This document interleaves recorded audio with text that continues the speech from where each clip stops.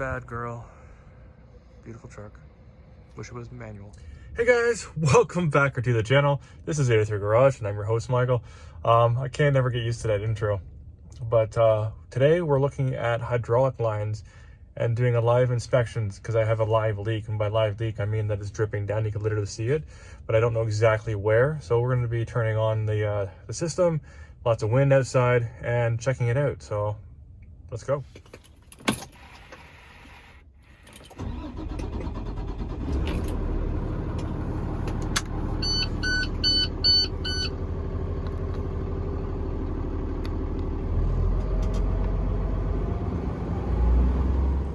Another video is about to get going. I just wanted to interject, and so you guys are mindful and that you're safe, secure, and protected when you're working with these kind of hydraulic systems. One, make sure it's off. Make sure all the shutoff valves are correct, so they're, instead of being parallel, they're perpendicular, and that way you know they're off. At this point, always treat it like it's under pressure, like an electrical circuit. Treat it like it's on. Work around that. That way you're mindful, thinking in safety terms. And even when you're removing the fittings, be mindful and wear safety glasses, wear a face shield, have thick gloves, because hydraulic fluid is toxic. It's like grease, you know, when you pump up the tracks on a what do you call it, a skid steer, or a backhoe or an excavator, stuff like that. Say something when the tracks falls off, you use a grease gun. Sometimes those fittings don't always want to work properly, so you have the grease gun under pressure, and if the grease, if you have one of those flexible lines and it decides to go psh, blow up or have a hole or whatever, which happens, nobody really takes care of those things until they're useless, and then that's when you fix them. At that point, that fluid, that grease, can enter your body under pressure. If that happens, you have toxic poisoning. Same with hydraulic fluid, it doesn't compress. So if it was under load or under pressure, or say the line still had pressure in it and you went to remove it, it could inadvertently whip around. It could come at you, and if it does, and you're not wearing the appropriate protection, and it's able to cut your body, kind of like water. Water doesn't compress either, so if you have it into water, I guess water laser or water jet, and you can cut steel with that. Same with hydraulic fluid. If it's under pressure, because of its properties, very similar to water. Water evaporates, hydraulic fluid doesn't. Water freezes, hydraulic fluid just gets really, really thick. It could cut you and enter your body. At that point, you have poisoning. You better go to the hospital, because I'm just letting you guys know to be safe and secure with this kind of stuff. At the same point, when you take off hoses, if the system isn't locked out, say that you have a high up or a crane or any kind of excavation equipment. It's raining right now. I'm glad I got the work done before this happened. Say that crane was up and I removed that pressure line, the whole thing could come down. Same with if you're working on a boom or an excavator, that whole boom, if it's not already on the ground, will come down. And I just want you guys to be safe so that that device doesn't come down crashing on you. And that way you get to go home to the kids, to the wife, to the girlfriend, whatever it is, that you are safe and you'll be able to arrive alive. That being said, enjoy the video. It's just simple re of a hydraulic hose. And once again, I'm fixing the boss's equipment, saving them hundreds of dollars, if not thousands, throughout the year. Do I get a pay raise for it? Do I get a thank you? I get a little nod. That's about it. But I do it for the videos. I do it to help out. I do it because, well, I get paid, and it's just one more thing to keep my skills sharp. That being said, enjoy the video.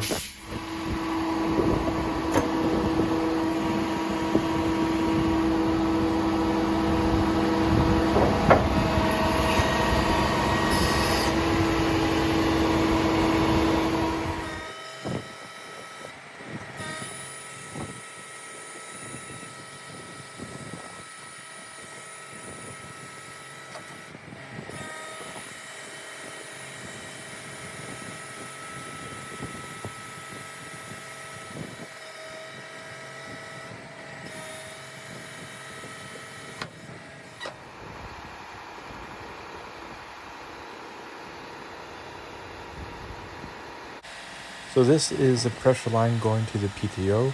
That's directly right in front of us. The thick line is the low pressure side of things, and that is directly up to PTO. To our right is the DEF muffler. In the center there, or to the left rather, is the transmission, and the red thing up ahead of us is the Cummins engine. Pretty cool. So again, that's what the PTO looks like. Since we are under the truck, let's take a look, see what's what. We have our axle, the service tank, and the emergency tank. Pretty cool. This is air suspension with spring brakes. Also, they get retracted by air. Over here, that's the crane right up above us. Pretty cool. This is the pressure line that is leaking, going all the way down. And I'm assuming it's somewhere in the middle that the leak is. I've pulled everything back, the sheath back, and I didn't find anything. I looked underneath, pushed it all the way up. I didn't find anything. Right now, I'm just cutting the zip ties. And here's another look of the high pressure line after we cut all the zip ties off. I'm still trying to see if I can find the pressure or the leak. Right now, I'm just unfolding the crane. I'm just trying to get the pressure going, and I'm checking around the fittings if I can find anything. And this is just to try to get the hydraulic fluid warmed up. And that way it's thinner, because right now we're still in the middle of winter, even though it's a beautiful day outside. I just kind of wanted to get everything going just so I can find the leak if it is at all possible. At the end of this, I haven't found the leak whatsoever, but at least I'm trying to. So I took a look again. This is the second look at everything. Wiped it all down. This is the top part of the hose. Can't find the leak. And then we go underneath, and I'm looking at the bottom part of the hose. Yes, the front wheels are off the ground. And I take a look all around it, wipe everything down, but I still cannot find the leak. As you can see here, it's dripping, but I can't tell from where. And it's dripping enough that I feel I need to replace this so I don't leave a puddle everywhere I go at the customers.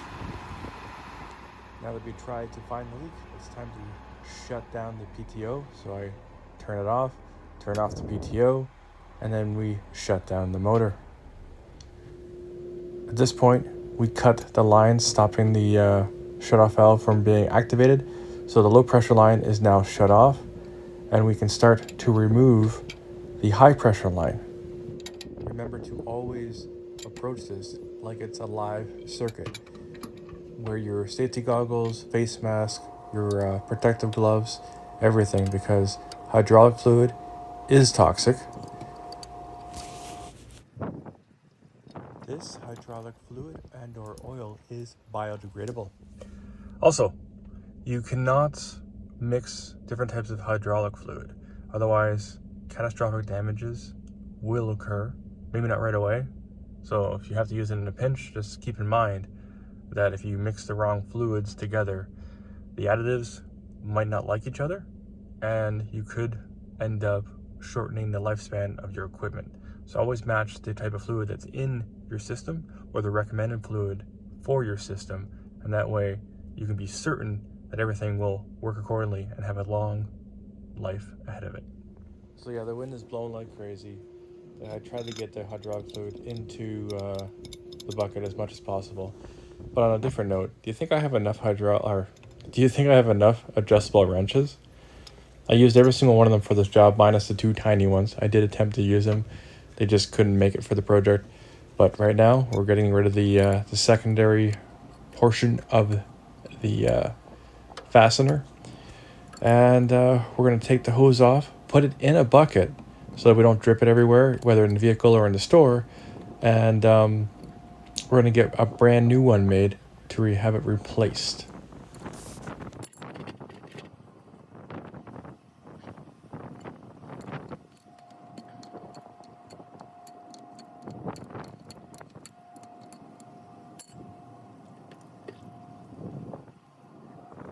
So, like I said earlier, the tires are indeed off the ground.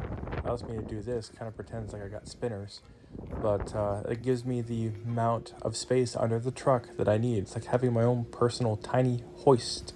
So as you can see here, I've got my hydraulic hose in a bucket, and when I brought the hydraulic hose to get to the place to get it repaired, or replaced rather, they were amazed that I didn't just drag it through the store and leak hydraulic fluid all over the place. Apparently I have customers do that all the time. They're like, thank you. I was like, for what? For bringing it in a bucket. I'm like, really? This is common sense? I was amazed. Anyways, little tidbit that I thought was hilarious. She's going in the garbage. So we have the new line here, just freshly made up. I'm gonna put the sheath going all the way around it. The sheath is down there. So that line will be kept just in case, but this line is going on. It should be noted that you do not need any kind of plumber's tape, Teflon tape, or plumber's putty when you're working with hydraulic fittings. They're designed like brake lines. Brake lines are also hydraulic fluid, just different type altogether. Because brake lines are subject to heat, and that's what brake fluid is, even though it is a type of hydraulic. So you don't need any kind of plumber's putty, plumber's tape, Teflon tape, or whatever for the mating surfaces of these two fasteners. It's designed in a cone style fitting, and when it gets fastened on or tightened down, it creates that perfect seal that you want and or need. So I've hand threaded this on like so until she gets nice and tight. And then we have a wrench.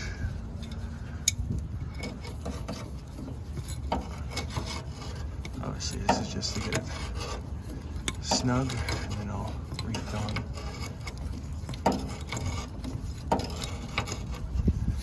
There she goes. Now I need two hands.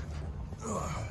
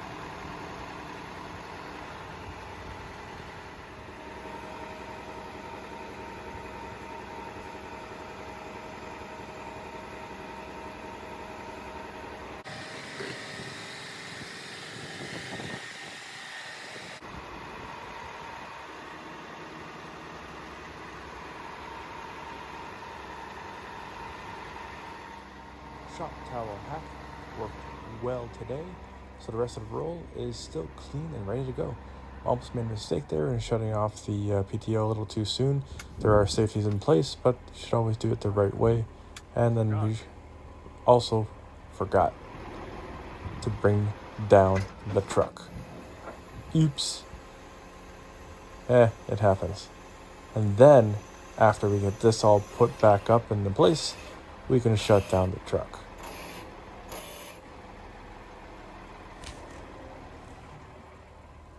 And there we go.